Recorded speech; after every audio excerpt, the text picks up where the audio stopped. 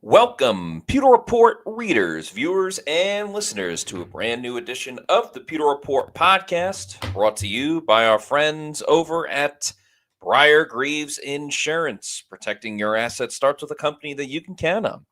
So whether it's auto, homeowners, flood boaters, or business insurance, there's nobody better in the business to work with than the great people over at Briar Greaves Insurance. For more information about them, visit their website, briargreavesinsurance.com, or give them a call at 813-876-4166.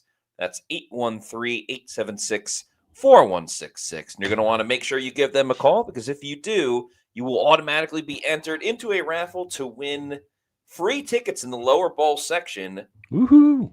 to the Bucs Falcons Thursday night game, which just took a very interesting twist recently, but that's the cream school game as well. So give them a call and get entered into that raffle to win tickets to Bucs versus Falcons. But today we're talking about Bucs versus Rams. Tampa Bay is back on the road again, heading out to LA on the West Coast for a Sunday night football matchup against arguably the best team in the league, not just the NFC, the league, with the LA Rams. The Bucs will certainly be an underdog, and goodness gracious, this is going to be a tough one to win, but we're going to break it down on today's show. I'm your host, Matt Matera. Joined with me is SR Scott Reynolds, PewterReport.com. Hello, Scott. How are we doing?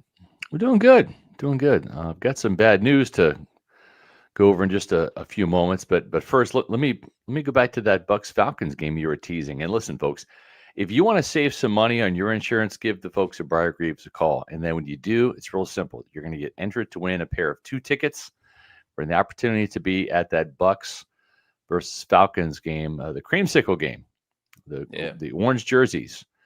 And is it going to be against Kirk Cousins? Possibly. Or is it going to be against who's that guy, Matt? That's right. It's Kyle Trask, former Buccaneer great, former Bucs second-round pick, Kyle Trask. That's who that is. Can you imagine if Kirk Cousins starts and gets injured prior to this game, or let's say he gets injured in the game? Certainly not wishing that for Kirk Cousins, but right, he has been the Bucs kryptonite. He has been the arch enemy of Todd Bowles and this Bucs defense. But could you imagine the Traskaholics if Kyle Trask got his first NFL start against the Buccaneers in Tampa on Thursday Night Football? I don't think we could handle that. No, it would be so funny. Traskaholics, rise up if you're still. Oh my gosh, Kyle Trask. And yeah, I mean, I didn't realize with Atlanta, I mean, obviously with Michael Penix being out for the year with the partially torn ACL, I didn't realize their third string quarterback is also on injured reserve. Yeah. So they didn't just sign Kyle Trask to the practice squad. Yeah. They also signed Easton Stick Yep. as well. And you got to imagine one of them will be elevated for Atlanta's next game against the San Francisco 49ers. All seriousness, though, good for Kyle for getting another opportunity in the league. I mean, we saw how Baker Mayfield was able to bounce back in his career, Sam Darnold, Geno Smith. There's a couple other examples. And no, it's not easy. You know, you're with one team for a while. You think you may have something under wraps with just being the backup over and over. And, right. you know, then they go in another direction with Teddy Bridgewater. And he had some tryouts with the Colts and the Cardinals, I believe, and it didn't work out. But it would be something if he ends up playing in that game. You don't want an injury to Kirk Cousins or anything like that. Right. But the storylines and the juice behind it would be something. But good for Kyle Trask. Good for the Traskaholics. Kyle Trask getting another opportunity. Can you imagine? I mean, it would go one of the 2 ways, right? If he were to play in the game and get a win, I mean, Buccaneer fans would lose their mind. But at the same time, if he were to play in that game, let's say he throws a pick 6 or gets sacked a couple times, sack fumbles, you know, and the Kyle Traskaholics would be probably turning into alcoholics after that game because their guy finally got an opportunity, right? And then all of a sudden it's just like, man, you get hit the bottle because Kyle Trask just isn't all that. So I don't know. It would be fascinating if we were like in a Marvel multiverse and we could see how it plays out like in a parallel universe.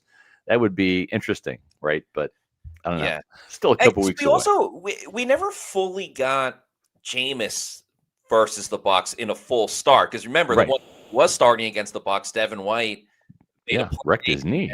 And wrecked his knee, and then he was out for the game and out for the rest of the season. He's had moments like in the playoff game, he threw that touchdown for the Saints against the Bucs, but he's never started a full game against Tampa Bay. So there hasn't been a revenge game between the Bucs and a former quarterback in quite a while. So who knows?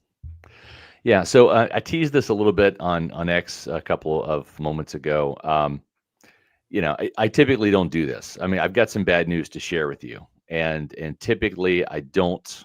I try to be realistic, right? I mean, I'm not always picking the Bucs to win, right? I picked the Bucs to lose against the Bills. So did you, Matt. We were both correct. We didn't want to be right, but that's just how it is sometimes. But the bad news is, in doing my research for this game, I absolutely think the Bucs are going to get their ass kicked on Sunday Night Football. I mean, I think they're going to get their ass kicked. Like, if you were pissed off about them losing to the Patriots at home, and probably what was a winnable game, and I would say that there were moments in that Buffalo game last Sunday where it was winnable for the Buccaneers. They were down 21-20 at halftime, right? It was close for a while. Then Josh Allen went from being, superhero to like mutant in the second half and just ran roughshod over them.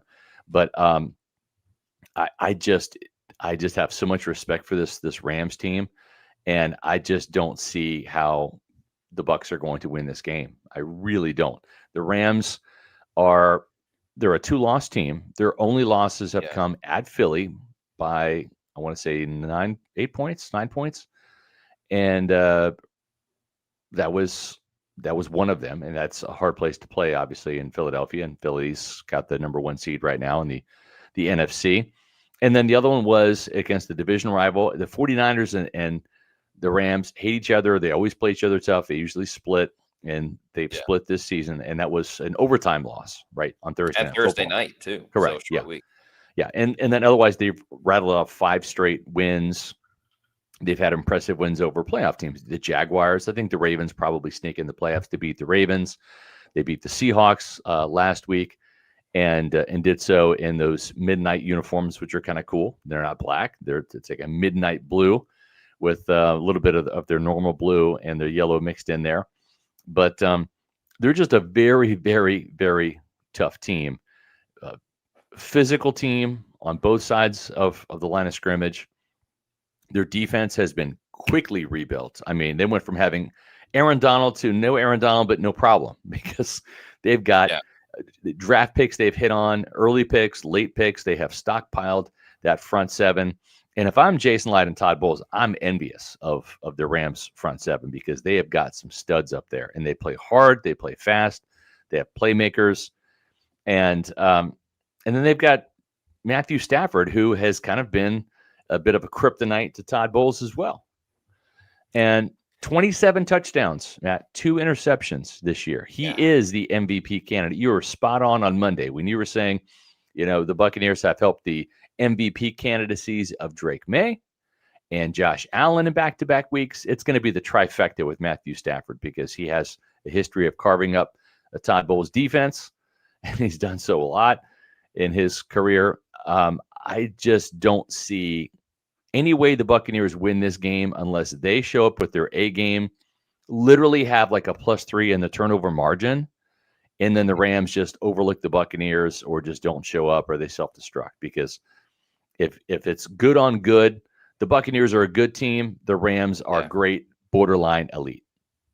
Yeah, there's always a situation where the Rams are playing with their food a little bit too much, or kind of overlook the Bucs somewhat. But I also think because they played a really close game against the Seattle Seahawks, which is kind of crazy to think, because they had 4 interceptions against Sam Darnold. That's and right. Yet the Seahawks had the ball at the end of the game with a chance to kick a game-winning field goal. Granted, it was from 60-plus yards, so that wasn't going to be a guarantee by any means. But the fact that the offense, and Matthew Stafford specifically, was on fire really up until last Sunday's game against Seattle, they're going to want to get back to, scoring 30-plus points in that game. So I'm not afraid to say I immediately, this is a spoiler for Pewter Picks and Props, I already took the Rams -6.5 against the Bucs. I hope I'm wrong. Me too. Be happy I'd love to be wrong. wrong. Yes, please. But, I mean, we got to look at it realistically. The problem I'm having, Scott, is I don't know if I'm more concerned about Matthew Stafford and that offense going up against a Bucs defense that just allowed 44 points, or Baker Mayfield and the Bucs offense, which is still getting healthier, but is clearly not at full strength, versus this Rams defense that can get home with just 4, which you want to talk about being envious. I think every Bucs fan is envious of getting a 4-man pass rush going. Plus a team that is up there in turnover differential with the Bucs, is coming off of a game of having 4 interceptions. And you look at, every single unit on that defensive side, and it's terrifying, whether it's Jared Verse, whether it's some of the corners or whoever you want to talk about. I don't know if I'm more worried for the Bucs defense or the Bucs offense against this team. I think you're spot on. And, right now it's a kind of this secret weapon for the Buccaneers. The reason why they've been able to, to be so good. And those 2 guys right there are, some game wreckers. I mean, you're looking at their top 2 leading sackers, their edge rushers. And again, this used to be an Aaron Donald led team, and they have quickly restocked that defense. You've got Byron Young, former 3rd-round pick, I want to say, out of Tennessee. 9 sacks. 9 sacks. Jared Verse, former Florida State Seminole, 1st-round pick, 4 sacks. His partner in crime on that Florida State team, Braden Fisk, he's got a sack. He's more of a run stuffer, but he is a physical, tough guy. And they've got another player, too, that a lot of people don't know about. And we talked about Cole Bishop, the safety for the Bills, that a lot of Buc fans didn't know about. We talked about him a lot on the Pewter pregame show, and lo and behold, he had an interception. Well, this is another guy you've never heard of, Nate Landman, a really good linebacker. He's having a fantastic year. He's their leading tackler this year, 90 at number 53. 55 is Braden Fisk. 53 is leading them in tackles this year. He already has 90. He's got a sack and a half, 4 tackles for loss, 4 pass breakups, 4 forced fumbles, 2 fumble recoveries. He is the linebacker the Bucs wish they had. I mean, he's a difference maker for them, and really good player. So they have got the front 7, as you said, Matt. They can get there with 4. Nate Landman can spy Baker Mayfield. I fully expect that to happen, and Baker's not going to have those escape lanes like he had against the Bills, because the Bills' defense is not in the caliber that the Rams' defense is. The other thing, too, is we talked about the turnover differential. The Rams are +10. The Buccaneers are +9, but the Rams are +10. They're the second best turnover margin in the NFL. So it's not like, oh, you can lean on that. Well, the Buccaneers, they're going to take the ball away a lot. So are the Rams. Well, the Bucs, they're not going to give it away a lot. Neither will the Rams, right? So something's got to give. One of these teams is going to, I think, emerge as that turnover margin winner on Sunday, and that could ultimately tell the tale. But I think it's going to have to skew in the Buccaneers' direction an awful lot. It's going to have to be 4-1, 3-0, something like that. Because even though the Buccaneers have won the turnover battle in the last couple games, they've lost because they've given up big plays that have negated that.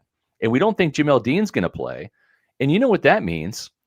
Probably Benjamin Morrison's going to see the field. Now, I wouldn't start him. I would put Jacob Parrish out there as the starter. So would I. And I think Todd Bowles kind of alluded to that, man. I'll let you kind of talk about that.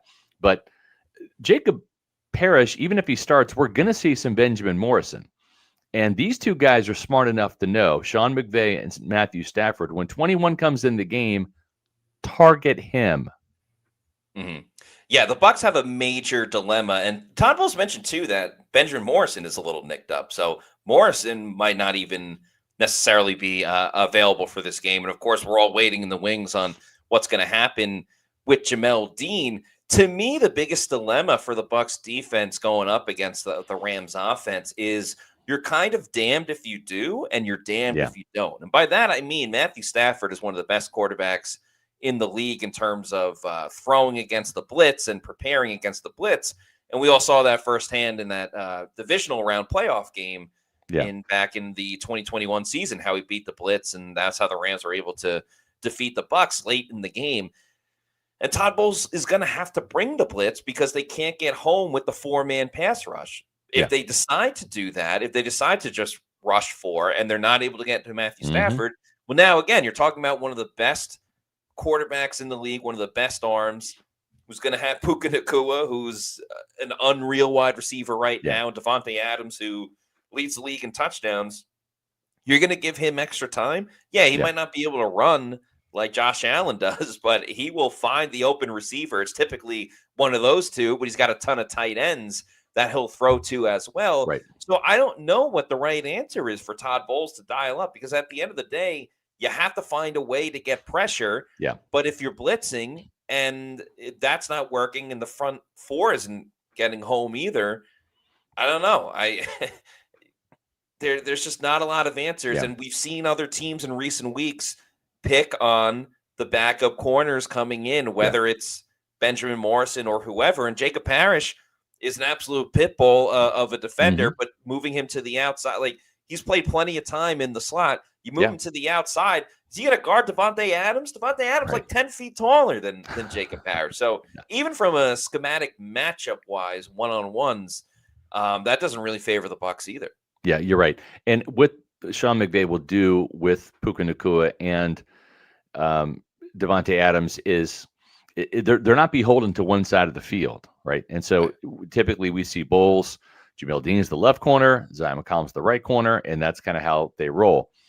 And when Benjamin Morrison comes in, he's been playing left corner. And of course, if he is a starter this week, he'll start for Jamel Dean, who we believe is going to be out for this game with the hip flexor.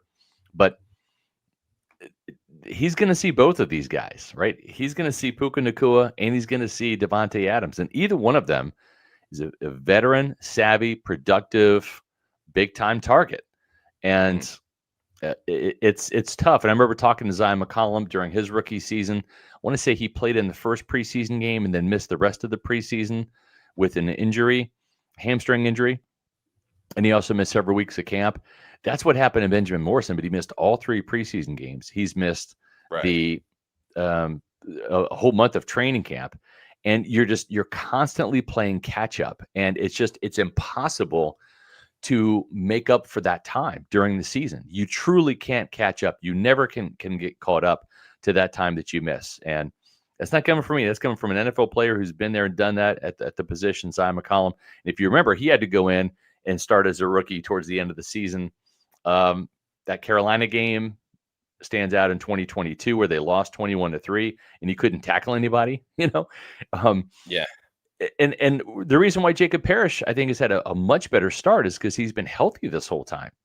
And those mistakes that he made in training camp, they got corrected, right? Those mistakes he made during the preseason game, they got corrected. So he's not making those same mistakes again. Any mistakes he's making now, and he has a lot more experience, they're fewer and far between. Whereas Benjamin Morrison's making those training camp mistakes now in games, and it's costly because this is really the only time he's had to actually get out there and play live reps to get experience. Right. It's a difficult situation because it's the only way that you can learn, but you don't want him learning by, I just allowed a 40-yard touchdown pass from Josh Allen, or I got beat 15 times by Matthew Stafford in this game. So I think if the Bucs are going to pull off this win, it almost oddly enough might have to be how the Patriots defeated the Bucs a couple of weeks ago. And that's more of an offensive side type of thing. But defensively, they got to find ways to force punts for sure. But if they can just get I want to say if they could just get a couple of crazy turnovers, but they did last week, and it did absolutely nothing for them. I think red zone is going to have to be gigantic for They're the going to Bucs. have to be on the money. Yeah. And if they want to go bend but don't break, fine. Yeah. Because the Rams are going to be able to move the ball. But we've seen the past 2 weeks, they're not allowing field goals. They're allowing the touchdowns. You know what? To be honest with you, I wouldn't mind, and I know today was a walkthrough, but if tomorrow Todd Bowles goes out to practice and says, you know what, guys, screw everything else with the game plan. We're just going to run red zone defense for all of practice the whole day. I'd be fine with it. Give up 7 field goals for all I care. If you allow 21 points, you might still have a chance to win this game. So, matchup-wise, it doesn't look good. I'd still put Parrish on the outside. Remember, Christian would too. Isian, who can play in the slot, is pretty fresh. He hasn't played in a couple of weeks. I mean, he'll play Yeah. like a snap or two and some special teams. And, oh, God, I mean, forget about special teams, how that could be a factor in this game as well. And then on top of that, the Rams have been running the ball pretty well, too. Kyron Williams is 9th in the league in rushing yards, and it's not even their mainstay of what they want to do because they can throw it, they can pass it, they got tight ends that are capable. So, I don't know. Sean McVay is one of the best in the league of drawing things up for really anyone on his team. There's a reason why he's mostly gotten Todd Bowles' number, even though the last time they met up, and it was a couple of years ago, the Bucs actually defeated the Rams 16-13. But that was a long, long time ago. So this is a different looking team, and they obviously have their sights set on getting the number 1 seed if the Eagles can trip up at some other point. So this is as uphill of a battle as the Bucs will have this season. And I agree. I always felt, before the season, we didn't really look at the Patriots as a gauntlet type of matchup. But then obviously it turned out pretty quickly that it's going to be a tough 3-game stretch. And I think a lot of us felt that the Rams might be the most difficult of that 3-game stretch. And here we are. The Bucs couldn't get the job done in the previous 2. Yeah. And, the NFL is humbling, as Todd Bowles said earlier today. Maybe they do find a way to pull it out, but it certainly would be shocking. I would love to see it. I mean, I would love to absolutely be wrong and have to read all the comments about how my analysis sucks and how I was off base and I'm a hater. And I would love that on Sunday night to have to put up with that. That would be music to my ears because that would mean y'all are happy. And I want to see y'all happy. I don't want to see you all sad. It's been sad the last couple of post-game podcasts we've had to do, but I would love nothing better for our post-game podcast late on Sunday night after this primetime game here on Pewter Report TV, our YouTube channel, to be wrong. But one of the key indicators, Matt, aside from the fact that the Buccaneers have lost 2 games in a row, not exactly trending in the right direction, and especially defensively, and the fact that the Rams have won 5 straight games and are trending in the right direction, and they want that number 1 seed, right? They've got to keep pace with Philly because Philly hasn't lost, in a minute either, and they've got the head-to-head over the Rams. But when you look at the average score for and against for both of these teams, the Rams are averaging 27 points per game. That's pretty good. The Bucs are actually kind of right in that ballpark. They're averaging 25 points per game. The difference is on the defensive side. The Rams are only giving up an average of 17 points per game, where the Bucs defense is giving up 25 points per game. So technically the Buccaneers, I think they're averaging 25.2 points on offense, but they're giving up 25 on defense. So that's your scoring differential, 0 for the Bucs. You're scoring 25 per game on average, but you're giving up 25. It's kind of, they're lucky to be 6-4 right now. But the Rams, 27 points per game on offense, 17 points per defense. That's a 10-point margin right there. And that's why I think they are going to handle business come Sunday night against the Buccaneers. I just don't see favorable matchups for Tampa Bay, especially the way they're playing right now. Again, if the Bucs were going to win, Matt, they're going to have to bring their A game, and they're going to have to hope that the Rams kind of self-destruct and just don't show up.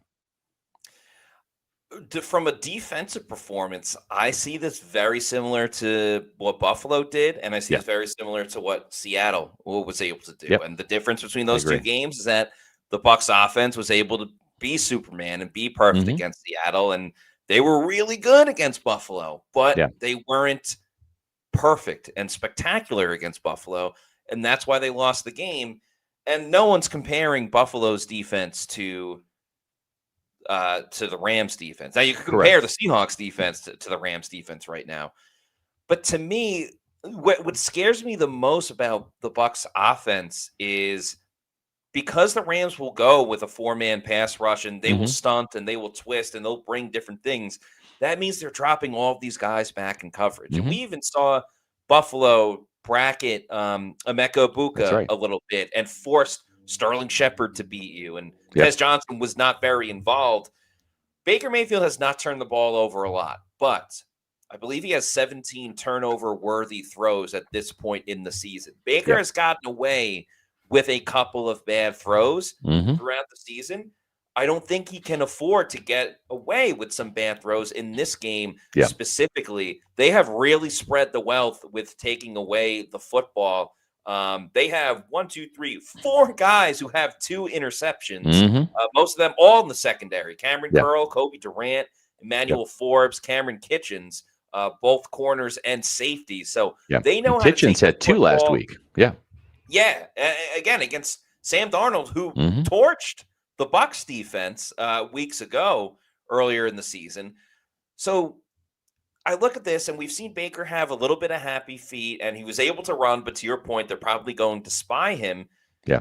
If they're going to bracket Emeka Ibuka, I mean, who steps up? Tez Johnson didn't have a good game last week. Yeah. He can. I mean, he looked good against the Saints. He's Hmm. had his moments, but this is kind of what I go back to is I don't know if Tez Johnson and Sterling Shepard can carry the load for this team in I games agree. where Emeka Ibuka isn't available.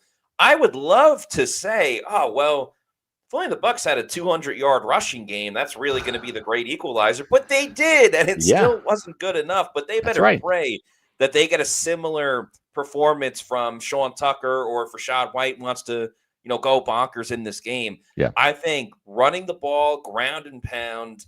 I mean, I would say take the crowd out of it, but LA's crowd is pretty wishy-washy. It's usually Right.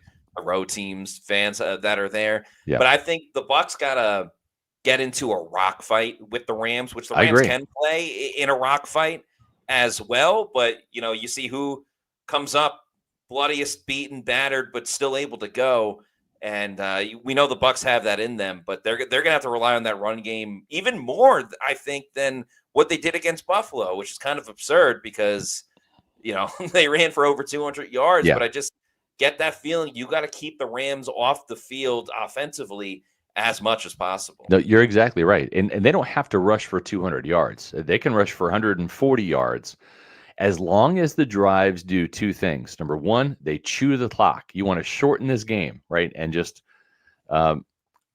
limit the number of possessions that Matthew Stafford's going to have the ball, because you almost have to figure he's going to score touchdowns more often than not on those possessions.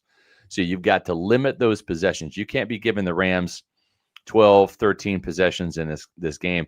It's going to have to be 8 or 9 possessions. And that means Tampa Bay is going to have to play some ball control. They're going to have to be very efficient on third downs. They're going to have to probably have a third down conversion ratio of north of 50%, probably close to 60%. That's really hard to do against a Rams defense that's pretty stout. They're probably going to have to go for it on 4th downs. Todd Bowles is going to just have to say screw with the analytics and just go for it. Just say, walk into this saying we're probably going to lose unless we just go for broke and throw the kitchen sink at Matthew Stafford and just go for broke on offense, because you got nothing to lose. This is a great team, the Rams, against a good team in the Buccaneers. And if you were to simulate it 10 times, it might be 10-0 Rams. It might be 9-1 Rams. It might be at the best 8-2 Rams. But the Rams are the better team, and there's nothing wrong with saying that, especially with how they're playing and how the Bucs are playing. And you're right, Matt. This has got to be a ball control type of game. Baker Mayfield has got to be as locked in and as on target as he was up there against Seattle, right? Doesn't have to be Superman per se, but he's got to be a superhero, and he can't really turn the ball over, and they're going to have to play some red zone defense. They're going to have to score touchdowns when they get in the red zone themselves. This is going to have to be one of those, we're going to hold you to 3 and we're going to get 7. And then hopefully at the end of the game, the ball is in Baker Mayfield's hands and not Matthew Stafford. And I either see this game being a blowout for the Rams, or if the Buccaneers can hang in there, it'll be a narrow win for Tampa Bay. But I just, I've called this game as a loss at the beginning of the season. I have the Buccaneers right now at 6-4, based upon what I said in my SR's Fab 5 column back in August when I made my game-by-game predictions. The only 2 games I had wrong were I had them beating the Patriots and losing to the Seahawks. Those games were actually flipped. But right now I have them 6-4. I have them 6-5 losing to the Rams, and then I have them 7-5 beating the Cardinals, and then finishing with 11 wins. And you know what, folks? That's still on the table. Even if they get their asses kicked Sunday night, this team can still win 11 games and be a game better than they were last year. Just handle business down the stretch. Yeah, I was saying as well, because their ticket into the postseason is likely going to be the NFC South Championship. Carolina, yes. Yep. They're very close to the Bucs. Have the same amount of wins, just different in the loss column. Carolina's playing San Fran this week, I believe, in San Fran. They play the Rams the following week after the Bucs. And then they still have to play the Bucs twice, and they play Seattle later in the season, along with another matchup against the Saints, who they already lost to. Yep. So while I saw some people in the comments saying that we're bumming them out, we are keeping it real. But the bright side of keeping it real is that the Bucs still very much can win their division, get into the postseason. And again, if Mike Evans is playing, if Bucky Irving comes back, it's a different story. If you get a healthy or as healthy as possible Bucs team going into the postseason, it is a different narrative than just, oh, they got smoked by all of the good teams. So they can certainly put in a good effort on Sunday. Also, a problem is they're playing Sunday night, and they've had issues in prime time, whether it's Sunday night. I know they won on Monday night, but then they kind of erased that by losing on Monday night later in the season. Well, they lost the last Sunday night game to the Cowboys last year in Dallas. Yes, that too. Yeah, so it just hasn't worked out in a couple of ways. Yeah, I will say this, King Snake 316, man, you guys really make you feel shit about your own team. Here's the thing. I just want to prep everybody. Like, if you go into this game expecting the worst and they surprise us all, like, great. But I can't honestly, after doing the hours of film and statistical study on the Rams that I did this morning to write my SR's Pick 6 column, which I dropped in the chat for you guys to read, I can't look you in the eye and say that I feel good about this game. And I thought they had a chance against Buffalo. I thought they had a chance against the Patriots, right? And I'll shoot it to you straight, folks. I don't think they've got a chance here. And you know what? The rest of the season, I'm probably going to pick the Buccaneers to win almost every game. I'll see how they fare with injuries down the stretch.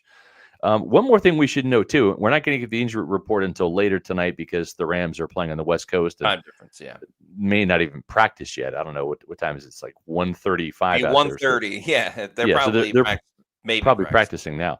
The Buccaneers have got an illness going through their facility right now. Tell us about that, Matt. What did Todd Bowles say? Yeah, Coach Bowles had talked about that there's an illness and a bug going around the building right now. It's hit some players and some coaches. So there were a couple of coaches not at the walk. That's why they had a walkthrough today, was because of the illness. And everything 15 like that. Players also, and 5 coaches. Yeah, exactly, which is not great. And that probably explains as well. The locker room was very thin, much more empty today compared to how it usually is, especially when you're in the thick of the season. Players are in there. It's a lot of commotion, all that stuff. And, it's fun to be around there. But it was relatively empty today. So on top of everything else, the Bucs are a bit sick going into this game. And we'll see with the injury report how many players were out because of illness and stuff like that. But just another hurdle for this team to overcome. And one other thing as well, we were talking about Baker before. He was able to scramble, and that was good. It was better for the offense overall. But Baker still needs to play a little bit better, in my opinion. I think he's still missing some throws. He's still missing some opportunities that could either extend drives, totally agree, complete a third down to move the chains, or just extend plays a little bit more. And he took a blame as well on some of the 2-point conversions that they have not been able to get this year. There was one specifically where he should have called another play in the huddle after the initial one wasn't the right setting for the offense based on what the defense was doing, and he took the blame for that one. So Baker played better, but I still think there's a couple of throws that he is missing that Josh Broussard is getting the blame for, but it's really Baker just not executing the right way. Yeah. And I think the other thing, too, we talked about the secret sauce being Baker Mayfield's shake and bake, right? The ability to scramble, pick up some of those first downs on third down runs, and extend plays, with his legs, score a touchdown as he did against the Bills. He's going to have to do that. And you got to know that Chris Shula, the Rams defensive coordinator, is going to be spying Baker for sure, because that's how you stop those. And I think the Lions did a fantastic job of that. And you got to keep in mind too that Chris Shula has been in that building for a long time. He was there when Baker Mayfield was a Ram for a couple of games, and Baker even talked about that, how he was filling in for Matthew Stafford that season. Remember, the Buccaneers beat the Rams in 2022, but earlier in the season, and that was a Rams team that was decimated with injuries. Matthew Stafford was hurt. The Rams were having that Super Bowl hangover, and and he was picked up on a Tuesday, and then had to start on Thursday against the Raiders, and played well enough to win and get a kind of a miracle ending with the touchdown at the very end on Thursday Night Football. One of the most miraculous stories ever. Come in on Tuesday, meet your teammates. Here is the playbook, and get ready to play in 48 hours. And Baker Mayfield did. Yeah. So this will be an interesting homecoming. We're going to hear a lot about that particular game on Sunday Night Football countdown for sure, and all of that. Yeah. I mean, I wish I had better news, but I just don't like the trajectory of the Buccaneers right now. I think they're going to get everything reset when they come back home against the Cardinals. I think Chris Godwin maybe plays before Bucky Irving, but I don't expect either one of those players to be playing this Sunday. Do you, Matt? It's up in the air at this point. I mean, Bucky was out there today, so was Chris Godwin Jr., but it was a walkthrough. I would have thought maybe Bucky before Chris Godwin Jr., but I mean, who knows? We get all these vague answers from Todd Bowles that doesn't really, generate any positivity or negativity either one way. But at least they're out there, so I guess maybe they're ramping up a little bit more. By the way, we should mention with Baker Mayfield, congrats to Baker and his wife Emily. They made the announcement that they're going to have baby number 2, and it's going to be a baby boy. So congrats to Baker and Emily. They made the announcement yesterday. And, of course, Baker always has a line for everything, right? Yes. He got asked about it at the end of his press conference, and he said, I know I'm going to have a little shithead on my hands. So he's very excited to he's already a girl dad. He's very excited to be a boy dad. Yeah, so. And even Tristan said, "Oh yeah, this is going to be great for Baker because he is going to have a little shit on his hands." So, yeah, that's going to be great to see Baker as as a boy dad now. I had the exact same situation in my household. I had my daughter Ellie first. When you're a guy, you want a son, right? And it's like I had my daughter Ellie, and man, she just suckered me from day one, and she has been daddy's girl, and I just got suckered by that little girl, and then, hey, God bless me with a son, to follow up with that. And I had a little football player and a little cheerleader for a little while. So it was really cool. What else is cool too is the season that the USF Bulls have had, and it's not over yet, folks. There's one more game at home where the USF Bulls are actually undefeated. They're actually undefeated at home, and they're trying to finish that out. Why don't you join them at Raymond James Stadium for that senior day against Rice?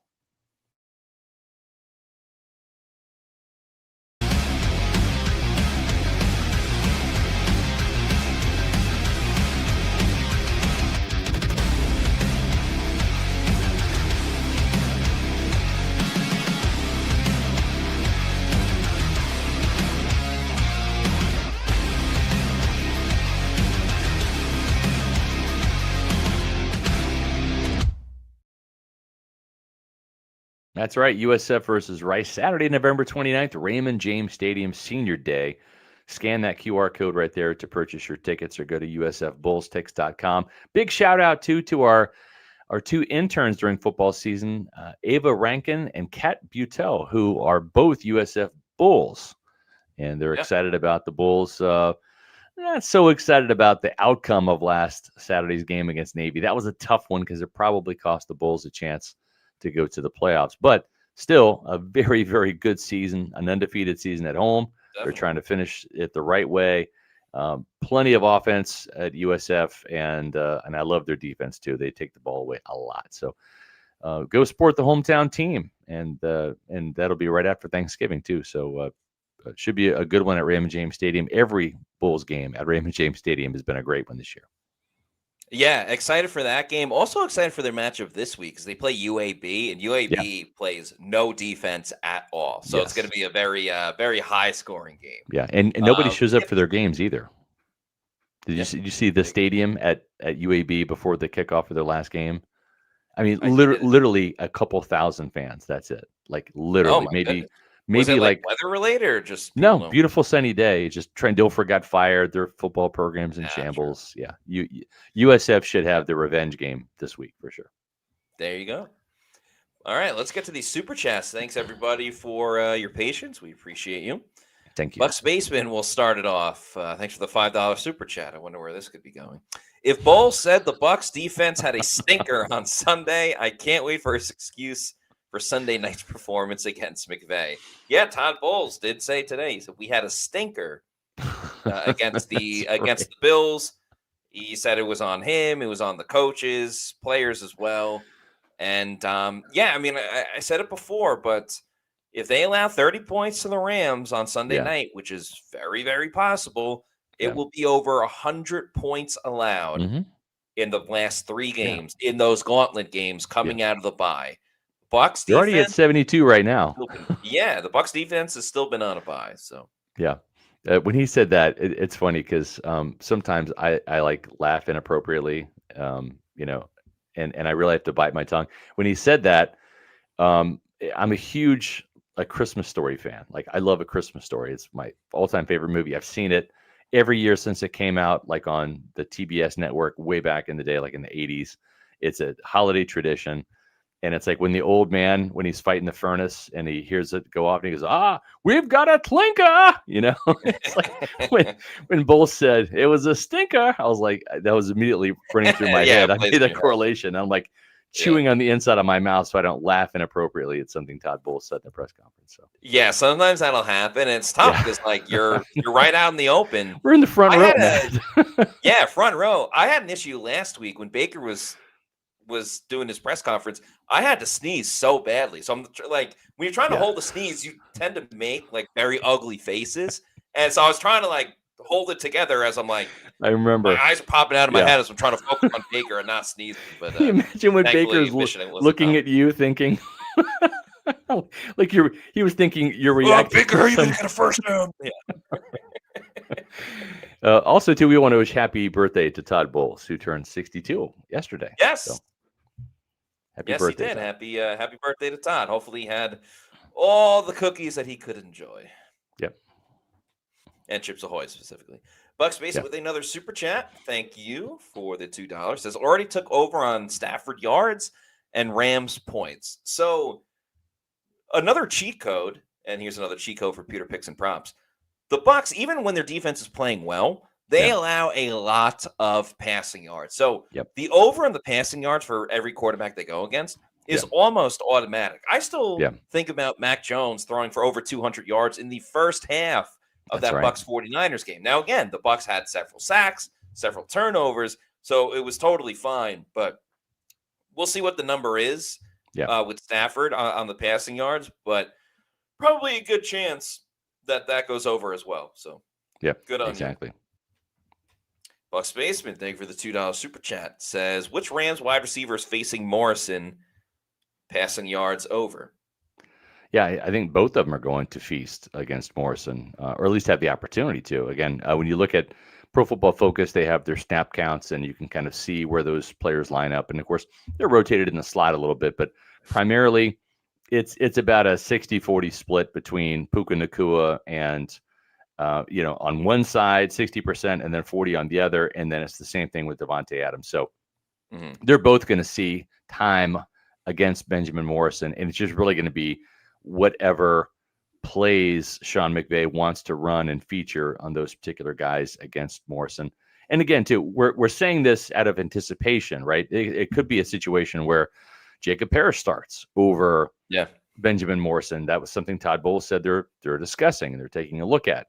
Also, if Benjamin Morrison's not 100%, that could play into it as well. But you have to figure, if Todd's going to rotate Benjamin Morrison in with Jamel Dean and then at times with Zion McCollum, Well, it's not like Jacob Parrish is a sacred cow, right? He's going to get rotated in there too. They're going to give Morrison some opportunities.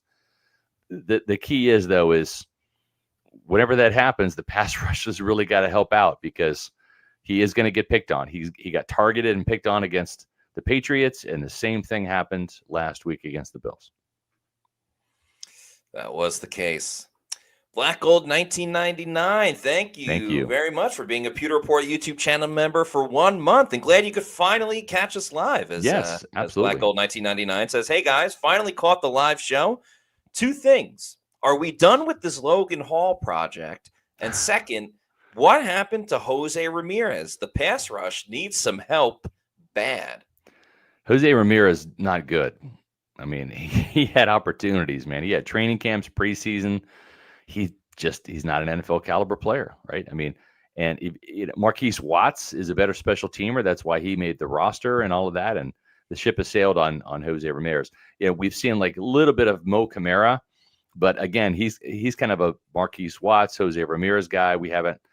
Maybe he has a breakthrough. Maybe he's better than those guys. I don't know. I know Chris Braswell isn't getting the job done, and he was walking around with a little bit of a limp today. And Todd Bowles said he's got a little bit of a sprained ankle. They'll see how he can go, but he didn't have a boot on or a brace, so that's a good sign. But I just don't know where the pass rush is going to come from. I really don't. Yaya Diaby is stalled out at 4 sacks. He hasn't had a sack since the Lions game. Vita Vea has 2 sacks this year. The last time he had a sack was half a sack against the 49ers. They just don't have anything up front that is that scares me. If I'm an offensive coordinator or if I'm Matthew Stafford, Matt, I'm just not scared. There's not a reason to be, because even the blitzes and those designs, they're not really fooling anyone. And I'm gonna write about this in my SR's Fab 5, and it's no surprise, but it bears repeating now. Jason Light does a great job drafting offensive linemen. Defensive line on the other side, it has not been pretty. It has been ugly, right? And to Black Gold 1999's point there, Logan Hall, they knew after they drafted him in that 2022 season that he was not that guy, that they made a mistake. That's why they drafted Kalijah Kancey in the first round to replace him the next year, right? And that's why they drafted David Walker this year, a year after spending a second-round pick on Chris Braswell, because they knew Braswell wasn't going to be that guy, right? So, again, it's like I appreciate Jason Light recognizing mistake early and then drafting the replacement of that player they made a mistake on the next year. But the reality of it is Kalijah Kancey, Matt, by the end of the season, he will have missed 23 games in his Bucs career with only 28 starts. Yeah. I mean, that's damning. And then it's like, with David Walker, they draft him. He looked great in shorts, generated some buzz. A week into training camp, he's done for the year. So we don't know about David Walker. We don't know how good or bad or average he is. We're not going to find out until next year. It's going to be an extra draft pick, but you can't bank on him. You can't pencil him in to be the solution at edge rusher going into next season. I think also, Marquise Watts has missed the past couple of games with the hand injury. I'm not saying he's the answer either, but I don't know. He pops up here and there with some plays at edge rusher. And with Chris Braswell just not getting the job done at all, I'm curious if they would have used Marquise Watts a little bit more just based on the lack of production. And they're already playing Yaya and Anthony Nelson over 80% of the snaps anyway, so it wouldn't have been that much. But I am curious because he did make that play against the Saints late in the game, but they didn't have that option because Marquise Watts has been out. And I saw Chris Braswell in the locker room today. He had one regular shoe on, and then his other foot was in a sandal. So certainly nursing that a little bit. Meets McGee, thanks for the $5 super chat. Says, despite the injuries on defense, I don't believe they should be 30 points per game bad. If this continues, do they fire the defensive coordinator?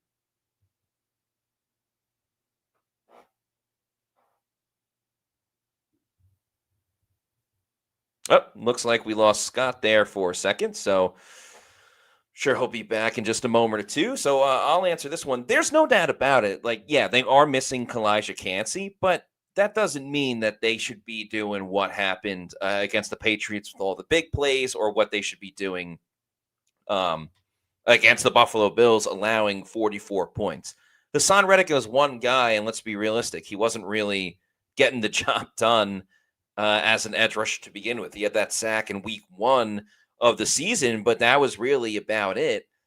You look at the defensive line, yeah, you're missing Kalijah Cansey, but at the same time, Elijah Roberts has really stepped up. And yeah, Logan Hall probably is going to be out the door after this season. As far as firing the defensive coordinator, obviously playing a joke on Todd Bowles, I don't know if Bowles would ever run into the situation where he would relinquish the defensive play calls. I think so. Do you ever think Todd Bowles, and welcome back, Scott? Sorry. Do you ever think, no worries, technology. No. Do you ever think Todd Bowles would even consider relinquishing his play calling duties? I just don't see it, because everything is just based around his touch and feel for the game. But I mean, if they allow 40 points again, I think it might be something that has to be asked of Todd Bowles. Yeah, but I don't think that he would. I mean, I just don't. I think if it came to that, he would just retire. I think he has more confidence in himself than he does in Larry Foote or George Edwards. I don't see him. If Jason Light's like, hey, we need to get a new defensive play caller here. We need to make a change of defense. You might as well change the head coach, because Todd Bowles would probably just retire at that point in time. Yeah. Bucks Mason, thanks for the $2 super chat, says, if Bowles was just the defensive coordinator, he would be fired. I don't know about that point just yet, because again, you can look at what they did against the Saints.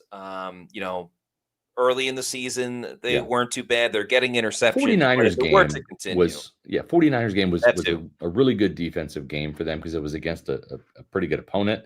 Yeah. But I mean, again, even their signature win this year against the Seahawks, 38-35, the defense crapped the bed in the second half.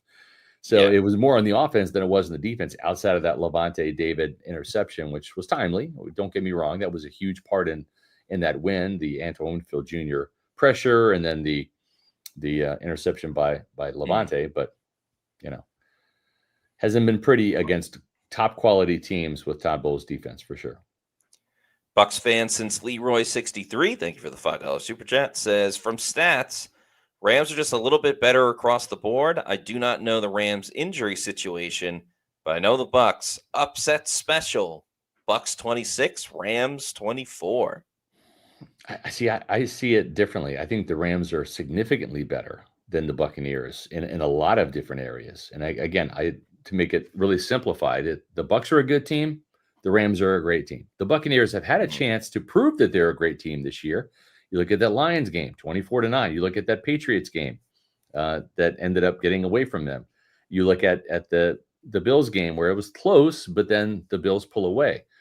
To me, it's all about finishing, and the Bucs have not shown the ability to do that against quality teams. The teams they finished against, the Falcons, the Texans, the Jets, right? They destroyed a bad, Saints team, but probably not like destroyed. I mean, they beat them by 20 points, but it wasn't like it was a 40-3 win or something like that. But I don't know. Here's the thing. Sean McVay's offense, and I wrote about this in my SR's Pick 6 preview, has had quite a bit of mastery over Todd Bowles' defense, averaging 28.8 points per game in the 5 meetings since the 2019 season. Remember that game out there at the LA Coliseum? The Bucs won a wild one, 55-40. I was at that game. In that game. It was crazy. I was at that game. That was one of the most exciting games ever. Just points after points. Shaq Barrett had an interception. Ndamukong Suh had a scoop and score and a defensive touchdown. Mike Evans had a big touchdown. Jameis did Jameis type of stuff with several throws for scores and then a couple of pick sixes. Yeah, that was one of the most entertaining games I ever got to cover in person, for sure. Meets McGee, thank you for this $2 super chat. Says, oh my God, the world is getting a mini shake and bake. That's right. Yeah. Congrats again to Baker and Emily on this baby boy Mayfield coming through. think we lost Scott again. Timothy Fitzgerald, thank you for this, or thank you for being a Pewter Report YouTube channel member for 15 months now. Says, looking like Atlanta gave the Rams a top 10 pick for Pierce. Yeah, that's another big storyline in all of this is the Rams are going to be rooting against the Falcons for the rest of the season because remember, they traded with the Rams and they gave them a first-round pick for this year's draft in order to move up and make their selection. But the more that the Falcons are losing and, they're 3-7 right now. Now you have your backup quarterback in. Yeah. The Rams might end up with a top 5 pick based on what the Falcons are doing. It's crazy, but good for the Rams for making the most of it. Yeah. I appreciate Callie Buck saying super chat goal for Scott's computer coming soon. Yeah. No, what's happening? I'm literally like, I can see my router right there. And, but I don't know, having some Wi-Fi issues here at the Reynolds compound today, but we're powering through it. The show's almost over, folks, and hopefully I can make it through the final show here. Where are we, Matt, in terms of our super chats? We have a couple more. We have 2 more. So Q's44, thanks for the $2 super chat. Says, guys, Sean Tucker said he was pleased. LOL. Yes, he tweets that out a lot, that he's pleased with his performance. And how can he not be pleased with what he did in Sunday's game? 3 touchdowns, over 100 yards rushing. I think 140 plus total yards when you add in the receiving. So, yeah, good for Sean Tucker. Hopefully he gets even more attempts in this game against the Rams because they'll need it. Yeah. Yeah. I told him he's going to have a big game last Wednesday when we were talking, and he saw me in the locker room today. He's like, you were right. I'm like, I told you. Now, I don't know what he's going to do on Sunday against the Rams, but I just figured against that Bills defense and with him getting back up there to upstate New York, I figured he'd have a big day. Yes, he did. Aaron Flannery, thank you for the $10 super chat. Says, any possibility due to injuries, the Glazers see this as a scrap year. Losing who we lost on both sides is an insane task to ask. If we made the playoffs with just the active roster, would we not be amazed?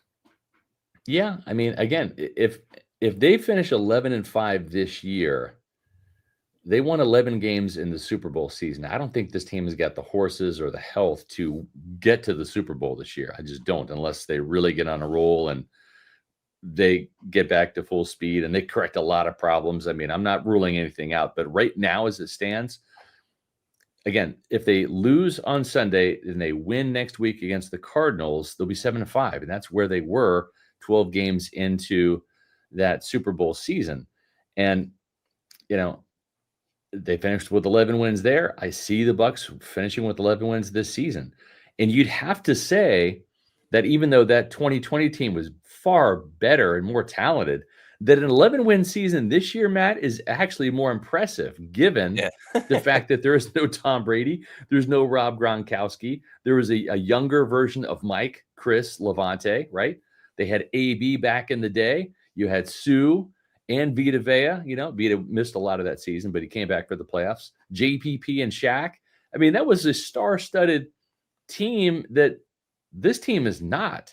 But if Todd Bowles and Josh Grizzard and Baker Mayfield somehow cobbled together 11 wins, that would be quite something. And remember, too, during that 7-5 start for the Bucs back then, they got destroyed by the Saints, swept by the Saints that year, including a 38-3 loss on Sunday Night Football at Raymond James Stadium. That was far worse than anything we've seen the Buccaneers suffer this year so far. Knock on wood that it's not that bad on Sunday night against the Rams. But then they also had a stub your toe game on Thursday night against the Bears, losing that game to a Bears team that finished 8-8. So at least the Buccaneers, the teams they've lost to, a 7-3 Bills, a 6-4 Lions team that I think is better than the record indicates, a 2-loss Patriots team, and a 2-loss Eagles team. I mean, that's not bad. This is a good team. It's just not great. And I just think they're going to play a great team on Sunday out there in LA. Yeah, that would be a fantastic accomplishment if they could end up going 11-5. And while I do agree, I don't think they're a Super Bowl contender. If, again, they get Mike Evans back Yeah. Let's say they get Bucky Irving.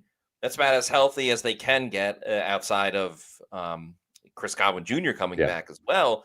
And then I don't know the exact prognosis right now, but if there's a world where if the Bucs win a couple games in the postseason Yeah. and maybe Kalijah Cansey is able to come back at defensive Yeah. tackle or something like that, crazier things have happened, but they got to stay the course. They got more of the story for the Bucs. While this is a Bucs Rams preview, Yeah. win the winnable games, beat the Yeah. teams that they will be the favorite against, and they'll at least be fine in terms of going to the postseason. Yeah. And then we can regroup about who's available, who might be Mhm. available, and all that different stuff. And it would be great to get an upset win, but Yeah. to me, taking care of business in those next future games are probably what's most important. Yeah. Rolf says this is a historically bad offensive roster. Maybe with the injuries, but they're still averaging 25 points per game. That's still a top 12 offense, I want to say. I mean, they're putting points up. Trust me, I've seen worse offenses in Tampa Bay. I've suffered through the Jameis Winston years, the Josh Freeman years, Josh McCown. That year in 2014 was bad. I've seen a lot of bad quarterback play. I've seen some good quarterback play too.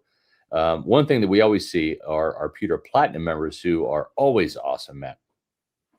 That is right. So thank you so much to Scott Federico, Scotty J, Rayful Gordon, Noah Parr, Dave Anderson, Eric McMillan, Hezo813, Ash Fishpool, Joel L. Rican, Sam, John Dale Morris, Zap Ranikin, RP89, Connor For Reals, Kevin Thomas, Mario Thomas, Leighton Carter, Brandon Riley, The Guy Is Gifted, Alec Bickler, Nick Dubuque, Dominic Tarantino, HK Bucks, The Real Maverick, Rayon Pinkney, Brian Shucker, Black Gold 1999, Steven Zool, King James 813, Brian Green, Henry Gigante, Robert Mackin, and Todd Pittner. Thank you so much to each and every one of you for your support. PewterReport.com. Yeah, the weather, finally, we're back to Florida weather after a little bit of a cold spell. And just a reminder, if you have not done so, go check out Heritage Isles. This is great golfing weather. It doesn't get any better than this. 70s during the day, highs, I guess, bumping 80s now. So we're really in that Florida fall vibe here where the humidity's gone and the weather's fantastic. So get out and hit the links. If you haven't tried Heritage Isles Golf and Country Club up here in the North Tampa area of town, do so. They're ranked as a top 3 best value course in the Tampa Bay, St. Petersburg area by Golf Advisor. For tee times, give them a call at 813-907-7447. That's 813-907-7447. Or visit them on the web, Heritage Isles Golf and Country Club. And just a reminder to everybody, we'll have another Pewter Report podcast tomorrow at 4 p.m. Plus our Pewter Insider on Friday. Sorry, Matt. No worries. Yeah. We're going to be continuing the good cheer with tomorrow's topic. Some more updates from Tampa Bay's facility. Friday will be the Pewter Insider for Pewter Platinum and Premier members. That'll be at 1:30. We'll talk about the biggest needs on the Bucs defense. Then, of course, on the day of the game on Sunday, we're going to have our Pewter pregame show at 9 a.m. in the morning. Would love if you can join us on Sunday morning. But if you can't, you're going to have all day to watch that show because our Pewter Game Day show is at 8:20 p.m. with the Bucs being on Sunday Night Football. Myself and Daniel Morales giving play-by-play, reactions, analysis, all of that fun stuff. And then after, we'll have the Bucs Rams post-game show, a Pewter post-game show, hopefully talking about a Bucs win. That'll be late night, but we appreciate all of those that will be joining us for that episode. Also, if you're not already doing so, please make sure you're following us on all of our social media on X, Facebook, and Instagram. We're at Pewter Report, and our YouTube channel is Pewter Report TV. Please like and subscribe. Leave a comment on this video how you feel about the Bucs going into this game against the Rams. That's going to do it for us on today's show. For Scott Reynolds, I'm Matt Matera saying thanks everyone for watching. We'll see you tomorrow at 4 p.m. for another edition of the Pewter Report podcast. Out.